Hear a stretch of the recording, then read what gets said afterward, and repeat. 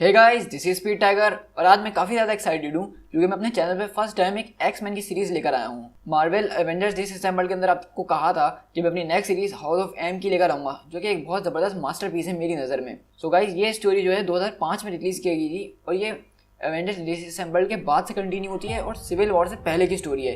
यानी कि ये स्टोरी जो है दोनों मेन स्टोरीज़ के बीच में आई है और ये स्टोरी ऐसी है कि यहाँ से मार्वल यूनिवर्स में बहुत ज़्यादा चेंजेस हो गई थी। और अगर हम खास तौर पे म्यूटेंट्स की बात करें तो म्यूटेंट्स के ऊपर खास तौर पे इस सीरीज़ के बाद काफ़ी बड़ा असर पड़ा था। वो तो आपको पता चल जाएगा क्योंकि हम जैसे जैसे इस सीरीज़ में आगे जाते जाएंगे आपको पता चलता जाएगा कि सीरीज़ ये कितनी औसम है और कितनी ज़्यादा एक्साइटिंग है। तो इस सीरीज़ के 8 इशूज़ हैं जो कि मेन इशूज़ हैं। इसके अलावा टाई-इन्स वगैरह तो होती ही हैं, लेकिन मैं अपनी इस स्टोरी के अंदर इसके मेन इशूज़ ही कवर करूँगा जैसे मैं अपनी हर सीरीज़ के अंदर करता हूँ। तो इसके 8 इशूज़ हैं, तो इसका मतलब कि मैं इसको 8 एपिसोड्स के अंदर ही बनाऊँगा। सो गाइस, मैं आपको पहले थोड़ी सी रिकैप करवा दूँ कि हमारे साथ एवेंजर्स डिसअसेंबल्ड में क्या हुआ था। अगर आपने वो सीरीज़ नहीं देखी है तो वो मेरे चैनल पे जाके आप देख सकते हैं। मैं नीचे लिंक डिस्क्रिप्शन में रख दूंगा और यहाँ ऊपर आप आई बटन पे दबा के भी देख सकते हैं। लेकिन जिनको वो सीरीज़ नहीं देखनी तो मैं रिव्यू उनके लिए बता दूँ कि हम उस सीरीज़ के अंदर स्कॉट लैंग, विजन और हॉकआई को खो चुके हैं। सो इस सीरीज़ को शुरू करने से पहले मेरी सिर्फ एक ही रिक्वेस्ट है कि अगर आप मेरे चैनल पर फर्स्ट टाइम आए हैं तो प्लीज़ मेरे चैनल को सब्सक्राइब कीजिए और अपने दोस्तों के साथ इसके एपिसोड शेयर करिएगा। और एक और न्यूज़ मैं आपको देता चलूँ, क्योंकि अब मेरे बोर्ड एग्जाम शुरू होने वाले हैं तो मैं यूट्यूब पर ज़्यादा एक्टिव नहीं रहूँगा, लेकिन जब तक मेरे एग्जाम्स होते रहेंगे मैं अपनी ये वाली सीरीज़ कंटिन्यू रखूँगा और कोई भी नई सीरीज़ या कोई भी नई वीडियो जो है मैं अपने एग्जाम्स के बाद ही स्टार्ट करूँगा। So guys, wish me a good luck for my exams और चलिए इस सीरीज़ को शुरू करें।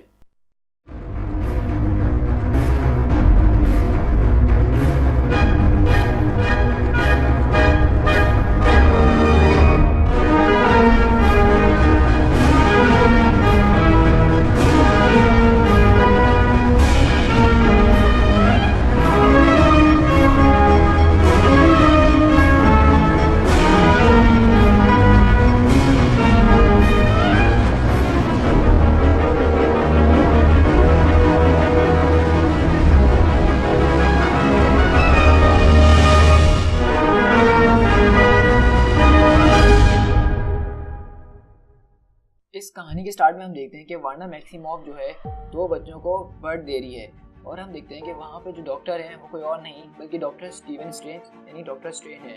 और उसके साथ हम देख सकते हैं वहाँ मैग्नीटो, क्विकसिल्वर और विजन भी खड़े हुए हैं। और हमें पता चलता है कि जो बच्चे पैदा हुए हैं वो दोनों ट्विंस हैं। और इसके अलावा हमें ये बात पता चलती है कि उनके जो फादर है वो विजन है। वहाँ पर वांडा विजन को बुला के अपने बच्चे दिखाती है और कहती है कि देखा उन्होंने क्या कहा, ये ट्विंस हैं। तो विजन बोलता है ये एक बहुत ही ज़बरदस्त दिन है हमारे लिए। फिर में आवाज़ आती है कि ये सब वापसी करो। वांडा, मैंने तुमसे बात करी थी कि तुम अब ये नहीं करोगे, ये सब वापसी रखो। तुम्हारे कोई बच्चे नहीं हैं, इस कमरे में कोई और नहीं है तुम्हारे और मेरे अलावा। और हम देखते हैं ये डायलॉग जो है प्रोफेसर एक्स आगे बोलना शुरू कर देते हैं, लेकिन वांडा बोलती है कि नहीं, आपको मेरे बच्चे नजर नहीं आ रहे, देखिए मेरे कितने खूबसूरत बच्चे हैं। प्रोफेसर एक्स कहते हैं कि वांडा, तुम अब कभी भी बच्चे पैदा नहीं कर सकती हो और ये बात तुम भी जानती हो, तो अपनी म्यूटेंट शक्तियों का इस तरह से इस्तेमाल करना बंद करो और ये सब वैसे ही करो जैसे सब पहले था। तो वहाँ से विजन बोलता है कि प्रोफेसर एक्स, आपको मेरी बीवी से ऐसे बात करने की किसने इजाज़त दी। लेकिन प्रोफेसर एक्स चिल्लाते हैं कि वांडा, इस दुनिया को वैसा करो जैसे ये थी। लेकिन वांडा भी चिल्लाती है, नहीं मैं नहीं करूँगी, ये मेरे बच्चे हैं, मैं इनको नहीं छोड़ूंगी। लेकिन प्रोफेसर एक्स जब बहुत ज़्यादा ज़ोर से चिल्लाते हैं वहाँ पर हम देखते हैं एक लाइट फ्लैश होती है और सब कुछ अपनी जैसा वापसी हो जाता है। यानी कि हम देख रहे हैं कि ये सारी थॉट्स दोबारा से वांडा ने अपने दिमाग में बनाना शुरू कर दी, जिसकी वजह से रियल वर्ल्ड के अंदर उसके असरात हो रहे थे। क्योंकि हमने एवेंजर्स डिसअसेंबल्ड में देखा था कि इसकी जो पावर्स हैं ये बहुत ज़्यादा आउट ऑफ कंट्रोल हो गई हैं। इसके दिल में जो ख्वाहिश होती है, ये जो चीज़ चाहती है उसको असल दुनिया में लाने की कोशिश करने लग जाती है। और क्योंकि इसकी म्यूटेंट पावर इतनी ज़्यादा पावरफुल है कि वो जो चीज़ चाहे वो दुनिया में आ जाती है, लेकिन इसके बहुत सारे साइड इफेक्ट्स हैं। तो वहीं पर हम देखते हैं कि वांडा जो है ज़मीन पर गिर जाती है और उठती है चिल्लाते हुए, नहीं, मैंने मार डाला सबको, मैंने एवेंजर्स को भी मार डाला, मैंने अपने पति को मार डाला, मैंने सबको मार डाला, मैं बहुत बुरी हूँ। फिर हम देखते हैं प्रोफेसर एक्स बाहर आके बैठे होते हैं और वहाँ पीछे से मैग्नीटो आता है और पूछता है कि कैसा रहा अंदर सब। मैंने चिल्लाने की आवाज़ें सुनी, लेकिन जब मैग्नीटो आके देखता है तो प्रोफेसर के नाक में से खून आ रहा होता है। तो मैग्नीटो बोलता है कि चार्ल्स मुझे माफ़ कर देना। तो प्रोफेसर बोलते हैं कि एरिक, ये बात ज़रा गौर से सुनो, तुम्हारी बेटी जो है इस रियलिटी को ऑल्टर करने में लगी है, जिसकी वजह से वो अपनी असल रियलिटी को खोते जा रही है। मतलब अगर वो इसी तरह करती रही तो वो भूलेगी कि वो रियलिटी में क्या है। तो मैग्नीटो पूछता है क्या वो सो गई। तो प्रोफेसर कहते हैं हाँ, मेरे ख्याल से तो वो सो ही गई है। प्रोफेसर बोलते हैं कि हम लोग इस तरह ज़्यादा टाइम तक नहीं कर पाएंगे, हम लोग जो उसको ड्रग्स दे के सुला रहे अब वो कुछ दिन बाद काम करना छोड़ देगा और जो हम लोग उसके साथ तरीके से मारे हैं उसका उन पर कोई असर नहीं होगा। और प्रोफेसर बोलते हैं कि मैग्नीटो तुम्हारा इसमें कोई कसूर नहीं है और वो एक बच्ची नहीं है बल्कि एक औरत है। तो मैग्नीटो बोलता है कि मेरी परमिशन के बगैर मेरा दिमाग मत पढ़ो।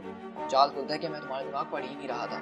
तो एरिक प्रोफेसर से यही बोलता है कि मेरी गलतियों की सज़ा, मैंने आज तक दुनिया में इतना सब कुछ बुरा करा है, इसकी सज़ा मेरी बेटी वांडा को मिल रही है, ये सज़ा उसको नहीं मिलनी चाहिए थी, ये सज़ा मुझे मिलनी चाहिए थी। तो प्रोफेसर कहते हैं कि शायद तुम्हारी बात में दम है। फिर हम न्यूयॉर्क सिटी के अंदर ट्रांसफ़र हो जाते हैं। यहाँ हम देखते हैं वंडरमैन, सैम विल्सन यानी फैल्कन और मिस मार्वल वहाँ पे पहुँचते हैं स्टार्क टावर के पास, जो कि अब अवेंजर्स का नया मेंशन है। हमने एवेंजर डिसअसेंबल के अंदर देखा था कि अवेंजर्स मेंशन खत्म हो चुका है, लेकिन उसके बाद ही एक नई सीरीज शुरू हुई थी जो कि न्यू अवेंजर्स के नाम से शुरू हुई थी। और उसमें जो है टोनी स्टार्क जो है अवेंजर्स को दोबारा से रिअसेंबल करता है कैप्टन अमेरिका की मदद के साथ, और वो स्टार्क टावर को ही अवेंजर्स का नया हेडक्वार्टर बना देता है। हम देख रहे हैं कि यहाँ पे ये तीनों फर्स्ट टाइम पहुँचे हैं क्योंकि यहाँ पे टोनी स्टार्क ने सारे अवेंजर्स को बुलाया है एक मिशन के लिए।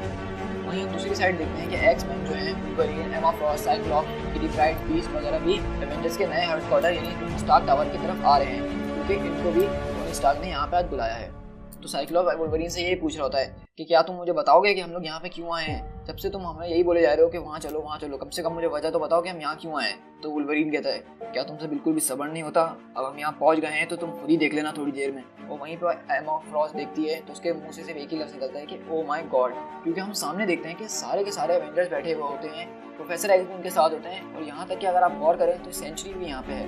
अब सेंचुरी यहाँ पे कैसे, ये एक थोड़ी लंबी स्टोरी है जो कि मैं फिर कभी आपके साथ एक्सप्लेन करूँगा, लेकिन अभी हम अपनी मेन स्टोरी के ऊपर ही फोकस करेंगे। तो वहाँ पे सारे एक दूसरे से आके मिलना शुरू कर देते हैं और प्रोफेसर एक्स सबका शुक्रिया अदा करते हैं कि उन्होंने प्रोफेसर की इस कॉल का आंसर किया और सब यहाँ पे इस तरह से जमा हुए। तो एमा फ्रॉस्ट पूछती है कि प्रोफेसर आपने हमें यहाँ इस तरह क्यों बुलाया है?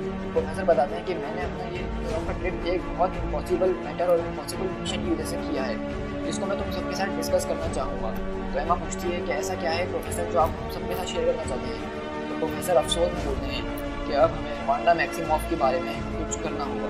वहीं से हम शिफ्ट हो जाते हैं दोबारा वांडा मैक्सिमॉफ के अंदर जो कि जिनूशा के अंदर है, और हम देखते हैं कि वहाँ पे भागा क्विकसिल्वर आता है और वांडा के पैरों में आके बैठ जाता है।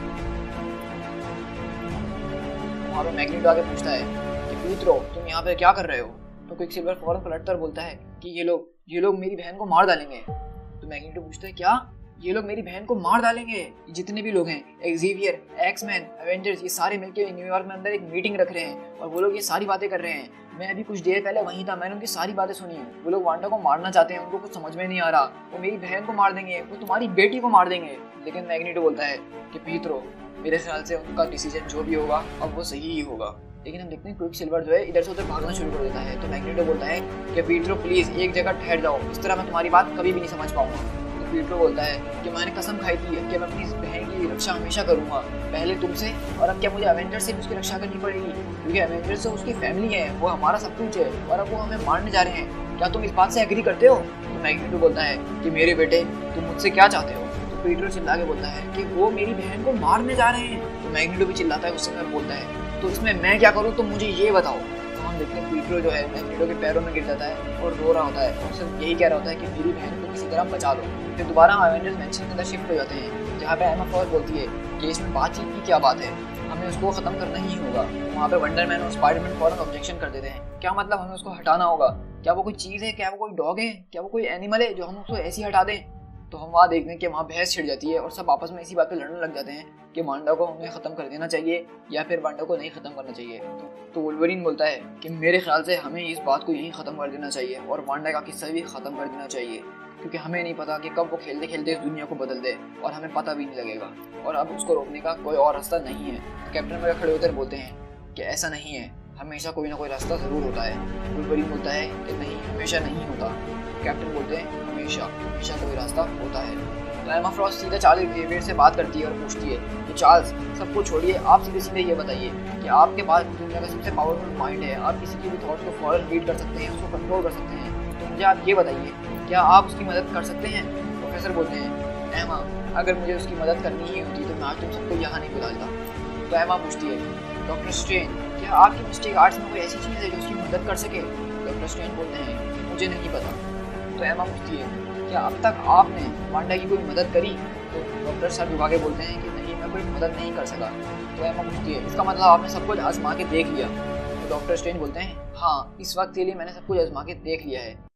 लेकिन डॉक्टर स्ट्रेंज बोलते हैं कि मैं अभी भी इस बारे में रिसर्च कर रहा हूँ। तो कैप्टन अमेरिका फौरन बोलते हैं ये सबने सुन लिया कि डॉक्टर स्ट्रेंज अभी भी इस बारे में काम कर रहे हैं, इसलिए हमें ज़्यादा जल्दबाजी नहीं करनी चाहिए। लेकिन वहाँ पे वोल्वरिन बोलता है लेकिन अगर इतनी देर में वो बोर हो गई और उसने इस दुनिया को फिर से बिगाड़ दिया तो कौन जिम्मेदारी लेगा, क्योंकि उस आदमी ने कहा कि वो ज़्यादा टाइम तक नहीं रह पाएगी इस तरह, और अगर वो नहीं रह पाएगी इसका मतलब कि हम भी नहीं रह पाएंगे। तो एमा पूछती है क्या हम वोटिंग कर लें? कैप्टन बोलते हैं नहीं, कोई वोटिंग नहीं होगी, वो कोई एक्समैन नहीं है, वो एक अवेंजर है और हम अवेंजर्स ने नो कह दिया है। तो एमा भी फौरन बहस में पड़ जाती है कि हम सब म्यूटेंट हैं और वो हम में से एक म्यूटेंट है और हम आज तक म्यूटेंट की भलाई के सोचते हुए आए हैं, हमने अपनी जिंदगी गवा दी म्यूटेंट्स थ्रेट्स को कंट्रोल करने में। तो वहाँ से पीछे से कोई बोलता है तो म्यूटेंट थ्रेट्स और म्यूटेंट में फ़र्क है। तो एमा बोलती है हम दोनों पे ही नज़र रखते हैं, जो भी इस दुनिया के लिए खतरा है हम उस दोनों पे नज़र रखते हैं। एमा समझाने की कोशिश करती है कि स्कारलेट विच ने इस दुनिया के साथ और दोबारा से कुछ करा या फिर किसी और को पता चला कि एवेंजर्स को ख़त्म करने वाली वांडा मैक्सिमॉफ एक म्यूटेंट थी, तो दुनिया की नज़र में हम म्यूटेंट्स तो पहले से ही बुरे हैं। ये सुनने के बाद हमारी जो बची कुची रेपुटेशन है वो भी ख़राब हो जाएगी, इसलिए हमें हर कदम सोच समझ के लेना होगा। कैप्टन अमेरिका अवेंजर्स से पूछते हैं तो सारे अवेंजर्स यही बोलते हैं कि हम अगर इसकी जगह होते तो हम कभी भी इसकी नहीं मारते। आयरन मैन, स्पाइडरमैन सारे इस बात पर अग्री होते हैं कि हमें उसको मारना नहीं चाहिए। तो वुल्वरिन बोलता है कि बब मुझे जरा एक बात तो बताओ, आखिर तुम में से और कितने मरेंगे जब जाके तुम लोग को इस बात का एहसास होगा कि हमें उसको मार देना चाहिए। तो स्पाइडरमैन फौरन उठकर बोलता है क्या मतलब हम उसको मार देना चाहिए? कल को अगर मेरी पावर्स मुझसे कंट्रोल ना हो रही हूँ तो क्या तुम लोग मुझे मार दोगे? वुल्वरिन बोलता है हाँ, मैं बिल्कुल तुम्हें मार दूंगा और मैं तुमसे भी यही उम्मीद करूंगा कि जब मैं बिगड़ जाऊं तो तुम भी मुझे मार दो, इससे पहले कि कोई और मरे। तो ये सारी बहस चल रही होती है, लेकिन वहाँ पे एवेंजर्स फैसला करते हैं कि हम जो है जिनोशा जाएंगे और वांडा मैक्सिमॉफ से बात करेंगे, तो कोई भी कदम ऐसा नहीं उठाएंगे। तो मिस मार्वल पूछती हैं कि प्रोफेसर आप और मिस फॉर्स मिलकर हम लोगों को वांडा की मुसीबत से बचा सकते हैं? डॉक्टर स्ट्रेंज बोलते हैं कि हाँ, हम लोग अगर एक साथ हो जाए तो हम लोग तुम्हें प्रोटेक्ट कर सकते हैं। तो इसी के साथ अवेंजर्स और एक्समैन दोनों मिलकर जिनोशा की तरफ आगे बढ़ते हैं। तो कैप्टन अमेरिका बोलते हैं कि प्रोफेसर अब आप लीड लीजिए।